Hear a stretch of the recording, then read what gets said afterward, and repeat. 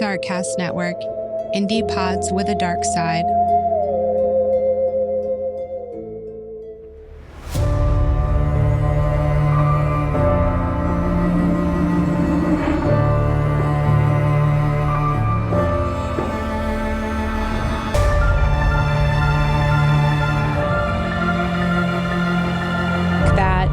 This week, I am getting into the second and final part of the Cult of Heaven's Gate. But before I jump into the episode, a few quick announcements.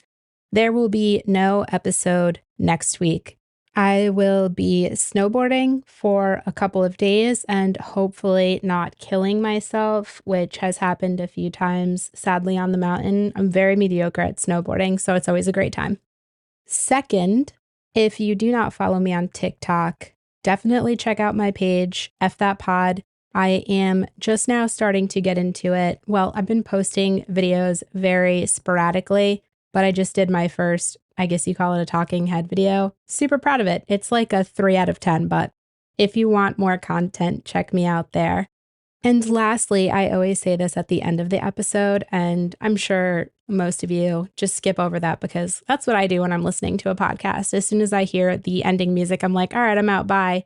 But one of the great things about my podcast growing is that my podcast is growing, but an overwhelming negative is the more I grow, the more shit talking and hate I get, which is fine. It comes with the territory. With that being said, sometimes people just like to go on a 1-star review rampage for any podcast they come across, which is insane to me, but whatever. So if you subscribe and you like my content and you don't mind rating my podcast, you don't even have to leave me a review. It would mean the world to me. And if you do that and you want a vinyl sticker or a handful of vinyl stickers, just send me a screenshot and send it to me on social media. All right, let's jump into part 2. Just a heads up, at the end of the episode, I am going to be talking about suicide in a bit of detail. So keep that in mind and listen with care. After the death of Bonnie Nettles, also known as T, in 1985 due to cancer, the belief system and dynamics of Heaven's Gate underwent significant changes that led to the group's mass suicide in 1997. As I mentioned in the previous episode, Bonnie's death presented a very critical challenge to the group's doctrine because it contradicted their belief that they would physically ascend to a higher plane of existence without actually experiencing death.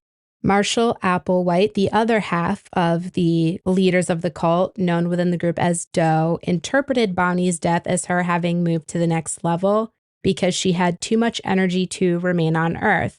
And this interpretation was problematic because it allowed the group to maintain their foundational beliefs in the face of contradictory evidence. Marshall sensed a pivotal shift in the group's dynamic, and they sensed that they could possibly stray away from him. So unfortunately, he was able to think on his feet and come up with an excuse as to why what they had previously believed in didn't quite fit in the instance of Bonnie's death. Marshall began to emphasize the idea that the human body was simply a vessel or a vehicle, which is a word that he used oftentimes when he was discussing this, that housed a more important alien spirit.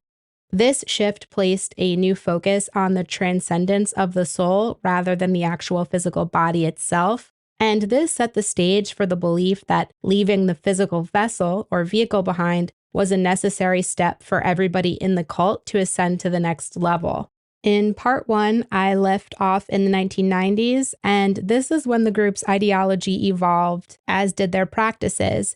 Members were encouraged to adopt an increasingly ascetic lifestyle, and this is what pivoted the group to really focus on celibacy and dressing uniformly, which in my introduction in part 1, I made light of matching tracksuits, and this is where it came from. They actually wore matching black tracksuits and Nike Decade shoes. At the end of the day, I'm glad that they at least had style.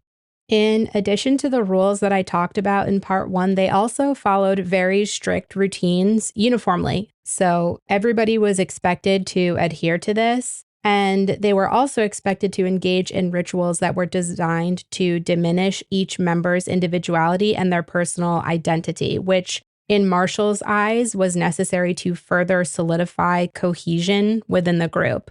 I couldn't find anything that dives into Marshall's reasoning, but it almost reminded me of the hive mind mentality.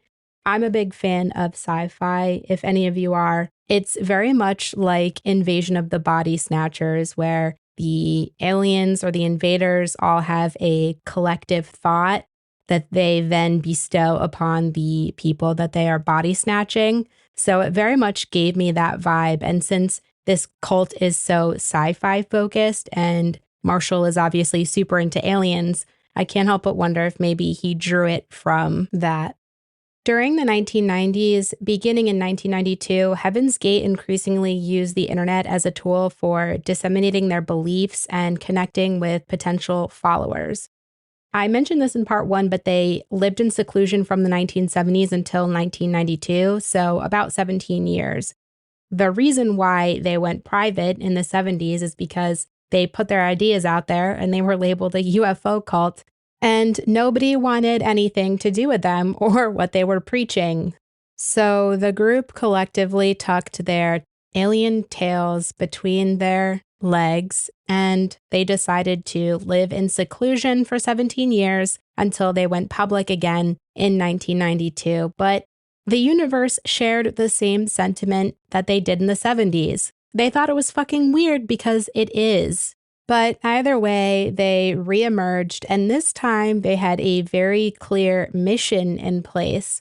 This shift to digital communication was part of their broad strategy to prepare for what they believed was an imminent apocalyptic event. However, like I mentioned, they received significant negative feedback as they did in the 70s, and I wonder if this might have contributed to the group's growing sense of isolation from the world and the conviction that their beliefs were not accepted or understood by the general public. As the cult began to broadcast, that meant that the world got a deeper understanding on a surface level of what they believed in and what their quote-unquote mission was.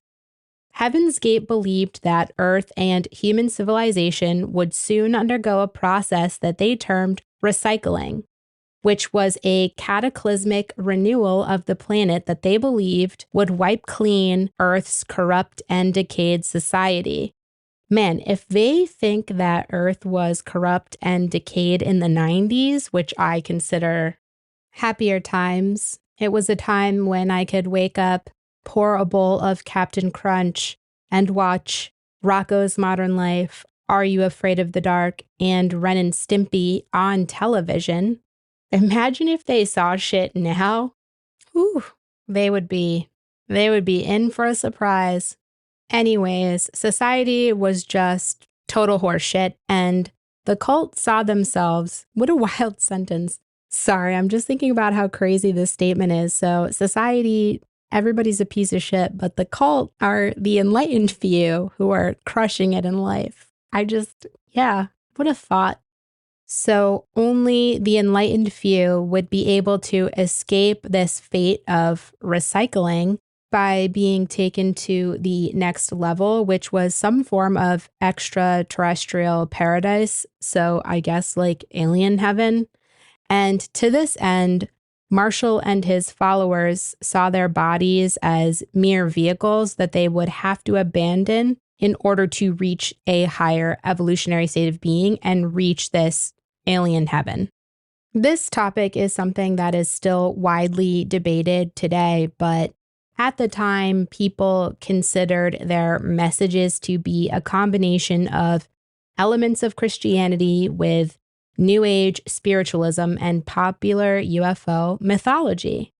But the cult referred to themselves as, quote, monks of the new millennium, which they thought suggested a life of discipline that was meant to prepare them for their journey to the next level, aka alien paradise, alien heaven. I ended part 1 talking about the appearance of the Hale-Bop Comet. What a name. And this is something that Marshall really latched onto to further prove his point that they needed to commit a mass suicide. I really feel like he was throwing whatever at the wall and seeing what would stick. And then serendipitously, and I hate to use that word because it's not great, but this comet emerged and he was like, oh, this is the perfect exit strategy, so I could just be done with it all.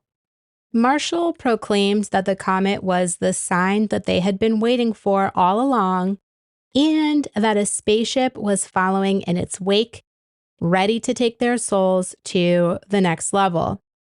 Marshall believed that this was the time for their departure from Earth, which they referred to as the closing of the window to the next level and the impending recycling of the planet.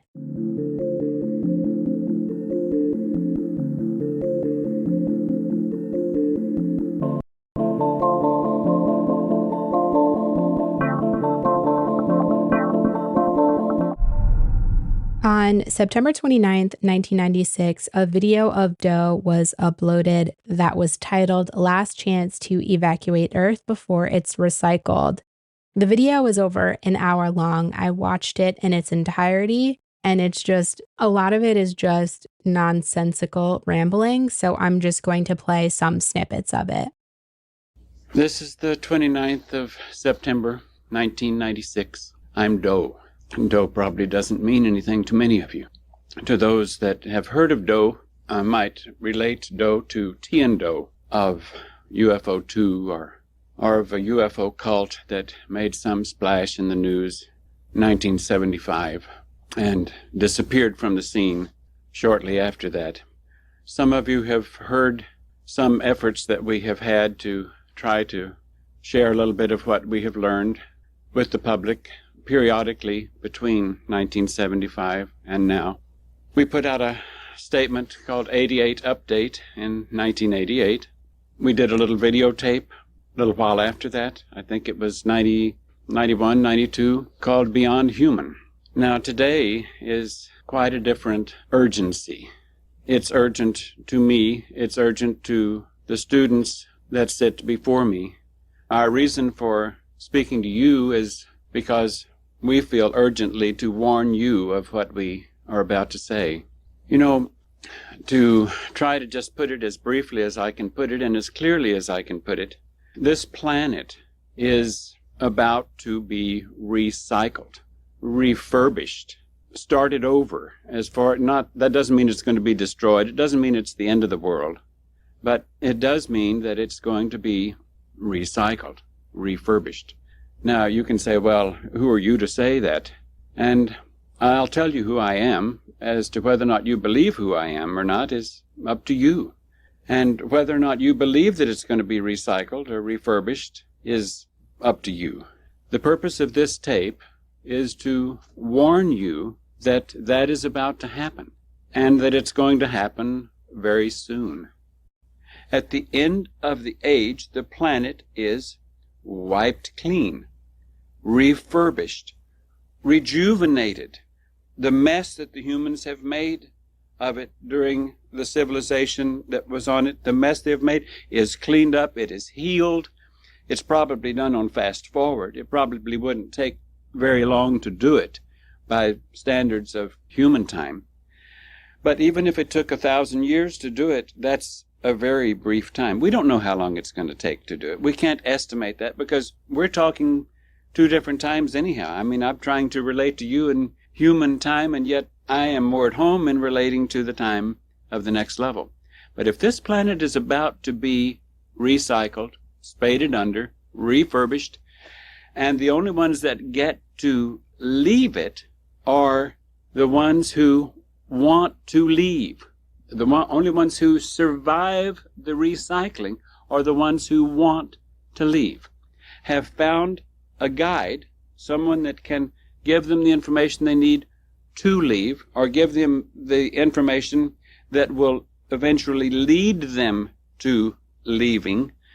I hope that you take advantage of this. I hope that I have been a servant of the next level, and that you might somehow come to know the next level through this meager effort. This video was, I think, the group's way of announcing via Doe, aka Crazy Pants Marshall, that they were planning a mass exit.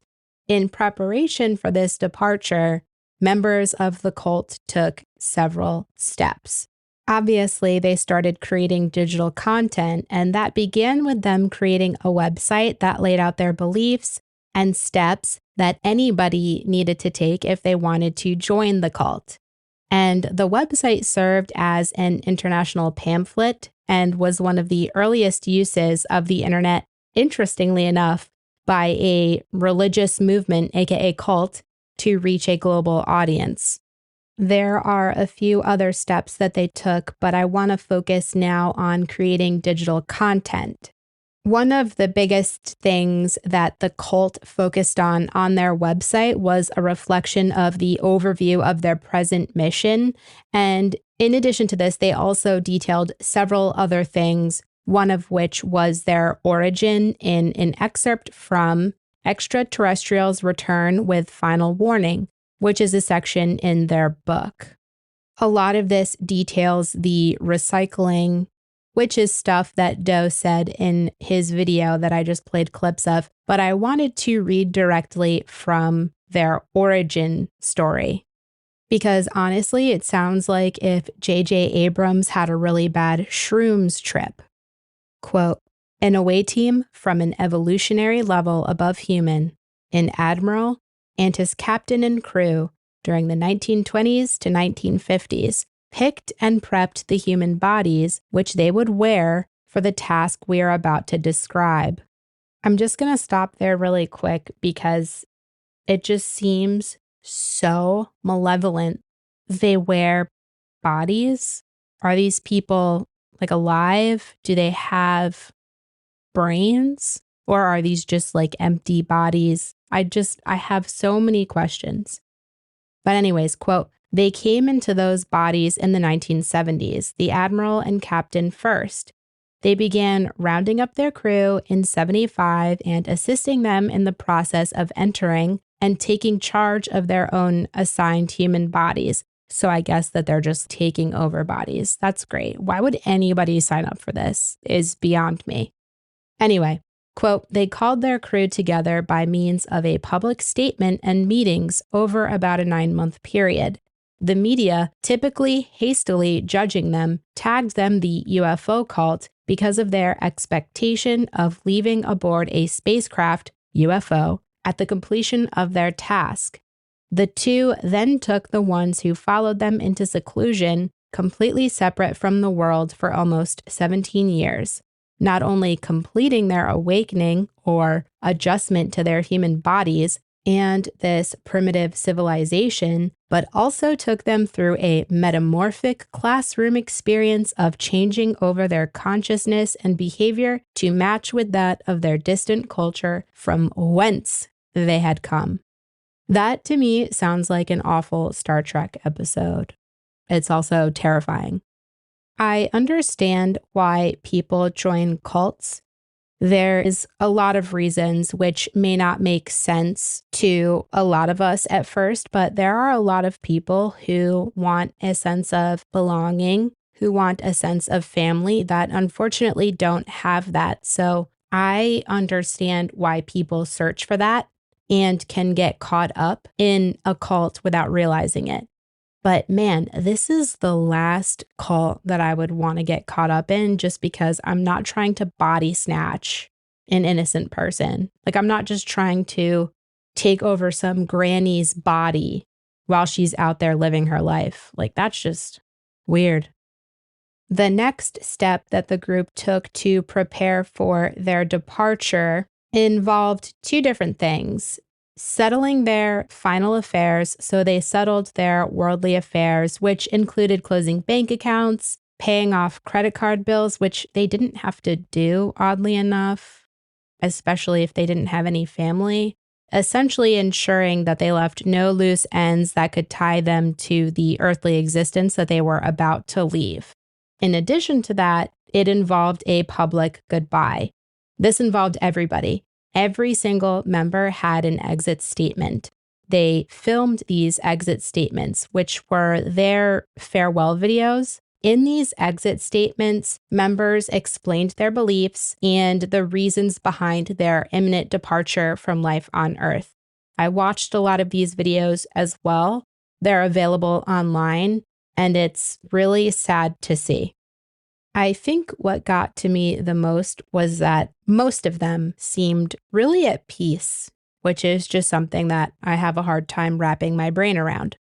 So the cult settled their affairs, they recorded farewell messages, and they created videos explaining their actions and beliefs, and they reasserted that they saw their impending deaths as not an end, but almost a graduation to a higher existence. Alien heaven. On March 22nd, 1997, the group published a page to their website. At the top of the page, in bright magenta pink in bold, it stated to be issued to the news media with the following headline. By the time you read this, we suspect that the human bodies we were wearing have been found and that a flurry of fragmented reports have begun to hit the wire services. For those who want to know the facts, the following statement has been issued. There is then a large banner in baby blue font that reads, Heaven's Gate, away team returns to level above human in distant space. They tried to write this as a press release because then the actual statement states, Rancho Santa Fe, California. By the time you receive this, we'll be gone. Several dozen of us. We came from the level above human in distant space, and we have now exited the bodies that we were wearing for our earthly task to return to the world from whence we came. Task completed. The distant space we refer to is what your religious literature would call the kingdom of heaven or the kingdom of God. We came for the purpose of offering a doorway to the kingdom of God at the end of this civilization, the end of this age, the end of this millennium. We came from that level, that time, that space, and entered this one. And in so doing, we had to enter human bodies, which we did, for the most part, in the mid-70s.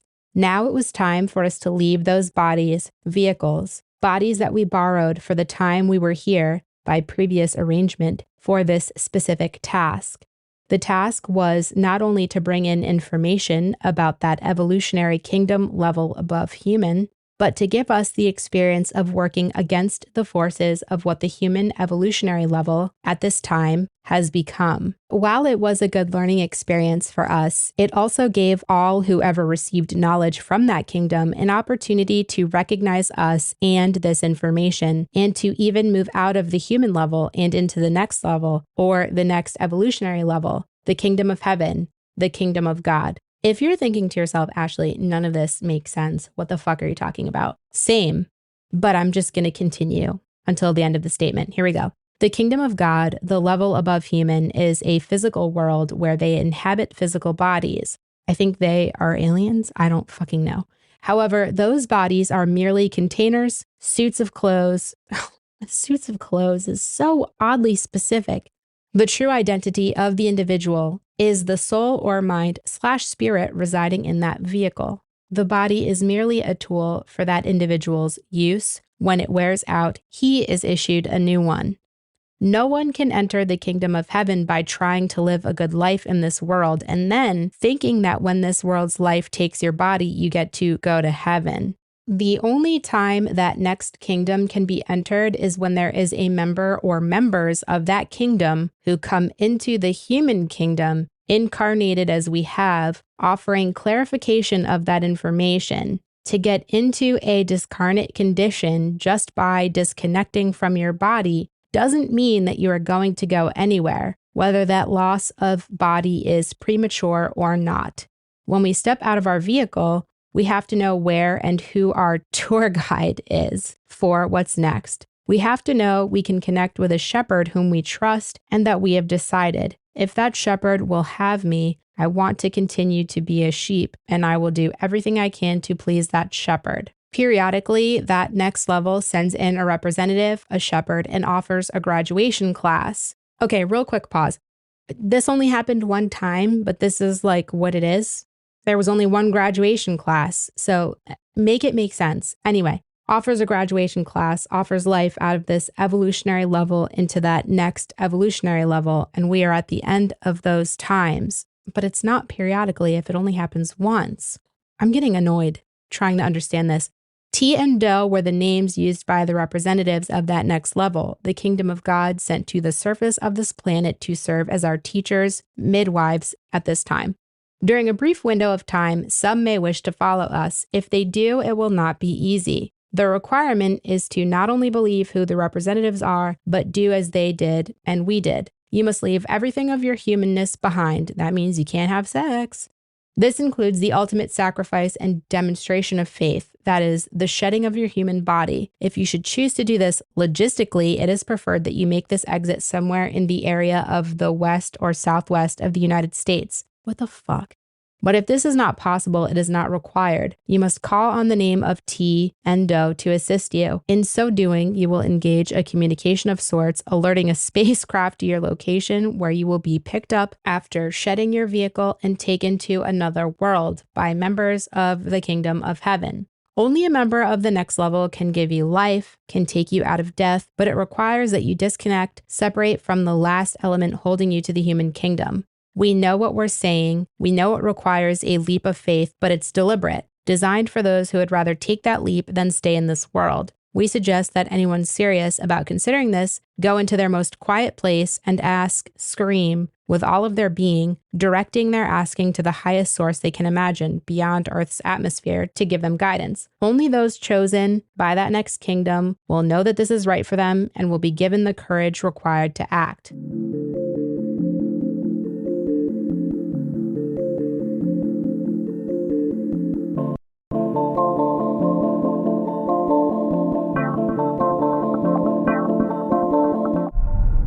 This is so fucked up to me because they are in metaphors telling people to kill themselves. I want to jump back a bit to the end of 1996, October specifically. In October of 1996, the cult rented a mansion that they named the Monastery in Rancho Santa Fe, California, which is a suburb of San Diego. This monastery that they rented cost the group a cool $7,000 per month. The group then purchased alien abduction insurance. I'm not shitting you. This is a thing. So it falls under something that's known as niche insurance. So 100% legit. And the alien abduction insurance covered up to 50 cult members.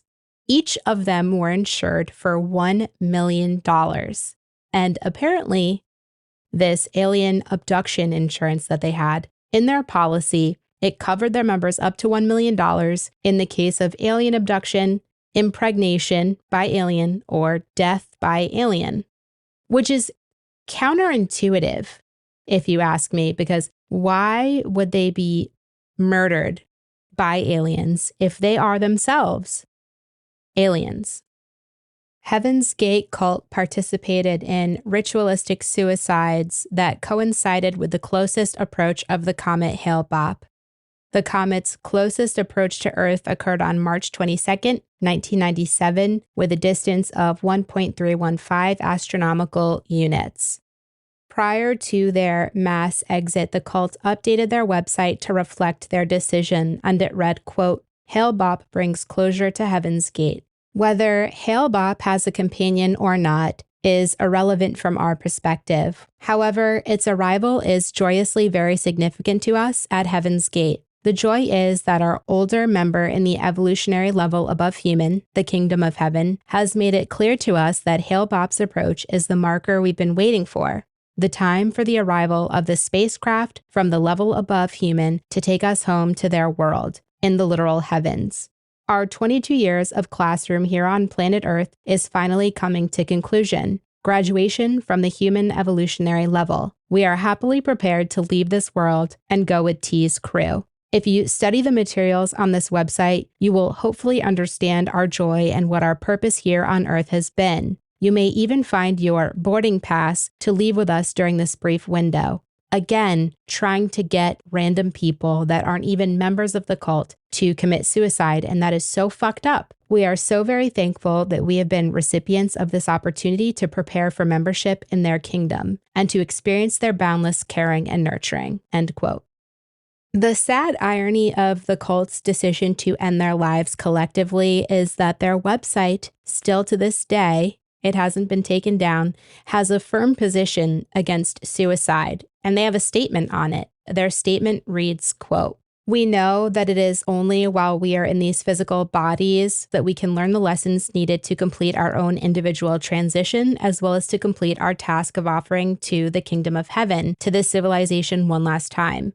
We take good care of our vehicles so they can function well for us in this task, and we try to protect them from any harm. We fully desire, expect, and look forward to boarding a spacecraft from the next level very soon in our physical bodies. There is no doubt in our mind that our being picked is inevitable in the very near future." It said picked up, not picked, sorry. But what happens between now and then is the big question. We are keenly aware of several possibilities. It could happen that before that spacecraft comes, one or more of us could lose our physical vehicles due to recall or at the hands of some irate individual. That's oddly specific. We do not anticipate this, but it is possible. Another possibility is that because of the position we take in our information, we could find so much disfavor with the powers that control this world that there could be attempts to incarcerate us or to subject us to some sort of psychological or physical torture, such as occurred at both Ruby Ridge and Waco. Skipping to the last paragraph because this is a long statement, quote, "The true meaning of suicide is to turn against the next level when it is being offered. In these last days, we are focused on two primary tasks. One, of making a last attempt at telling the truth about how the next level may be entered, our last effort at offering to individuals of the civilization the way to avoid suicide, and two, taking advantage of the rare opportunity we have each day to work individually on our personal overcoming and change in preparation for entering the kingdom of heaven." End quote. Their suicide, because they are above us, is not suicide, but if somebody else does it, it's suicide, and shame, shame. Sometime between March 19th and March 20th, a few days before the bodies of the cult members were discovered, Marshall, AKA Doe, recorded a video that was his final exit. This is March 19, 1997, and I'm Doe. I've been talking to my students that are sitting in front of me about talking to you, and let me say that our mission here at this time is about to come to a close in the next few days. We came from distant space, and even what some might call somewhat of another dimension, and we're about to return from whence we came. We came for the express purpose to offer a doorway to the kingdom of God at the end of this civilization, the end of this age, the end of this millennium. And now that we're about to return, just a few things we wanted to say to you. We came from that time, that space, entered this one. When we came, we had to take human bodies. We didn't take them as infants. We came into them in the mid-70s. And now it's time for us to leave the vehicles that we entered. We're so excited, we don't know what to do, because we're about to re-enter the level above human. And we feel like that my older member and the crew working with my older member has said to us, we can't wait any longer. I mean, we've done everything we can, and you don't need to stay there any longer. It's time for us to get on with the refurbishing of this planet. It's time to start the cycle. We're right at the point where you can't stay there any longer without being significantly disturbed by what has to happen to this planet. So we're very, very glad. We hope that we took advantage of the time that we had incarnate in these human vehicles and will be of better service to the next level because of it. And remember that if you might know who I am, if you might know the truth that my older member gave to me, then I can be your shepherd. You can follow us, but you cannot stay here and follow us. You would have to follow quickly by also leaving this world before the conclusion of our leaving this atmosphere in preparation for its recycling. That would have to happen quickly.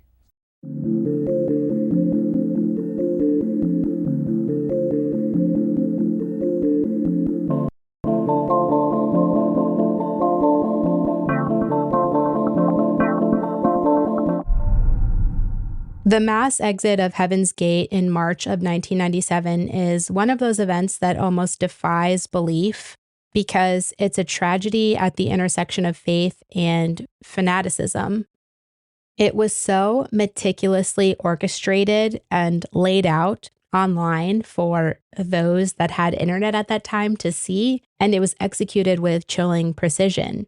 It wasn't an impulsive act at all. It was a very planned departure that they truly believed would transport them to a higher plane of existence.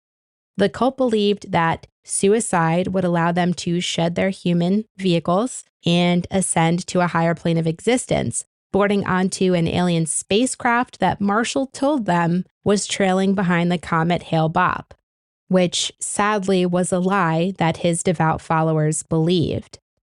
This was a narrative woven from a mix of Christian doctrine, UFOlogy, and science fiction that ultimately convinced 39 members to participate in what would become the largest mass suicide on United States soil. As the Hale-Bopp comet reached its closest distance to Earth, the members of Heaven's Gate ingested a lethal concoction of phenobarbital, mixed with either applesauce or pudding. The sources are kind of contradictory on that, but they washed it down with vodka, which was a concoction designed to help them embark on their journey to what they believed was extraterrestrial salvation. The deadly concoction was chosen specifically for its efficacy. As if that wasn't enough, to ensure the end was truly the end, plastic bags were secured over their heads after consumption of the poison to induce asphyxiation if the concoction didn't work. I wrote this from notes, but reading it out loud really I just feel so bad for the followers that truly believed that this was their salvation. It's just really fucked up. The sequence of these suicides were carried out in a staggered fashion. The group was divided into shifts to assist each other in the process, with their leader, Marshall, known as Doe, being among the last to die, though he was not the final one. I'm going to elaborate on how investigators came to that conclusion in a bit, but the individuals were dressed uniformly in black shirts and sweatpants with brand new black and white Nike Decade shoes and armband patches reading Heaven's Gate Away Team. Each member carried a $5 bill and 3 quarters in their pockets.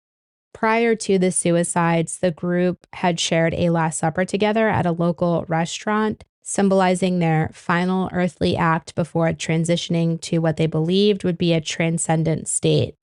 On March 26, 1997, San Diego County Sheriff's Department's deputies discovered the bodies of 39 members of Heaven's Gate, including Marshall Applewhite, the founding member, after they received an anonymous tip.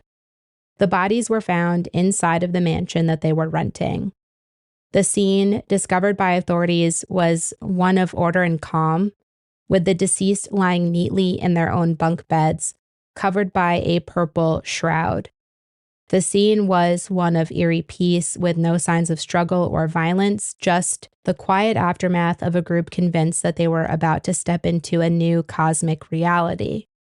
The 39 members that participated in their mass exit consisted of 21 women and 18 men, all between the ages of 26 to 72. I had mentioned that the suicides were done in succession. It is theorized that the suicides were done over a span of 3 days in 3 separate groups. When one group would exit, the remaining individuals were responsible for cleaning up after the prior group's passing. One of the members that passed was the brother of a famous actor in the Star Trek original series. Marshall was the third to last to die. Investigators were able to determine that because the final 2 members to end their lives did not have the purple shroud draped over them. Something that I have thought about throughout researching this case, and it has left a pit in my stomach ever since, is imagine if the internet was larger in the early 90s. I suspect that they would have had a much larger following. Unfortunately, the cult of Heaven's Gate has left a large legacy in pop culture, from the X-Files in the 90s, which had episodes that felt very much like they ripped a page right out of the cult's playbook, to the black Nike decades that they were wearing, which became a macabre collector's item that sold for a lot of money. The group's imagery stuck around. But with any tragedy, there are things that we can learn. And with the tragedy of Heaven's Gate's mass suicide, we can learn the red flags and warning signs. This was a cult that started with talk of self-improvement and ended with mass suicide. It is a case study in how charismatic leaders always exploit the universal human longing for connection and purpose. The real lesson is about recognizing the warning signs. When a group starts cutting ties with the outside world, when dissent is stifled, when there is an unusual us versus them mentality, we should know that alarm bells are ringing. We need community, but not just any kind. People need community that's built on open dialogue, where questions are welcomed and critical thinking is the norm. And Heaven's Gate is a brutal reminder that when a community closes itself off to the outside world and does not allow questioning, this is a spiral into dangerous territory. As humans, the need to belong is powerful, and Heaven's Gate knew that and they exploited it. But belonging should never cost you your autonomy or your life. So Heaven's Gate is a tragedy like any other that has been repackaged as entertainment, but we shouldn't forget the takeaway. Be part of a community that lifts you up without asking you to shut down your critical thinking. And whenever you see a pop culture nod to this tragedy or any other, remember that they are rooted in a real tragedy. And this one is a twisted lesson in the power of belief and the importance of staying grounded. Marshall Applewhite and Bonnie Nettles, the dynamic duo of delusion, intentionally told a bullshit story that was part Star Trek, part apocalyptic prophecy, with a wardrobe straight out of a 90s Space Jam commercial, or just straight up from the Space Jam movie itself, not the fucking remake, because that sucks. They promised a one-way ticket out of this world, and tragically, they delivered, but not to the interstellar paradise that they advertised. The bizarre journey of Heaven's Gate reminds us that sometimes, while we search for belonging, this can send us spiraling into the orbit of the outlandish. The next time somebody offers you an express ride to the afterlife, maybe, just maybe, it's best to miss that flight. Because at the end of the day, the most extraordinary adventures are probably right here on this little blue dot that we call home. And here, there are no matching tracksuits or Nike sneakers required. If you liked what you heard today, please review, subscribe. You can find me on all social media at fthatpod, except for Instagram, which is fthat_pod, and the website is fthatpod.com.